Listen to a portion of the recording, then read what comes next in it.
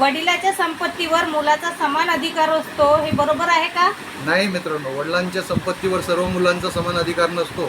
त्या संपत्तीवर अवलंबून आहे. जर ती संपत्ती वडिलोपार्जित असेल तरच सर्व मुलांचा समान अधिकार असतो. वडिलोपार्जित संपत्तीवर मुलीचा हक्क नसतो, हे बरोबर आहे का? हे अत्यंत चुकीचं आहे मित्रांनो. 2005चा जे सक्सेशन ॲक्टमध्ये सुधारणा करण्यात आली त्यानुसार कोणत्याही मुलीचा आपल्या वडिलोपार्जित जी संपत्ती आहे त्यावर समान अधिकार असतो.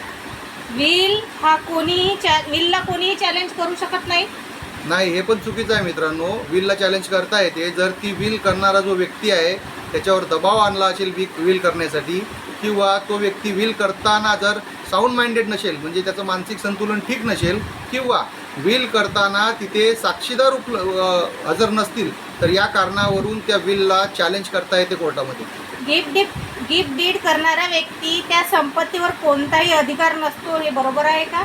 हे बरोबर आहे मित्रांनो. गिफ्ट डीड करणारा एखादा व्यक्ती जर ज्याने गिफ्ट डीड केली असेल त्याला त्या संपत्तीवर अधिकार नसतो.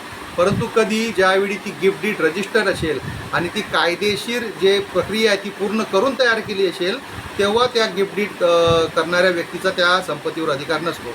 मित्रांनो, तुम्हालाही असे गैरसमज होते का? आय होप हे तुमच्या मनातले गैरसमज आज दूर झाले असतील.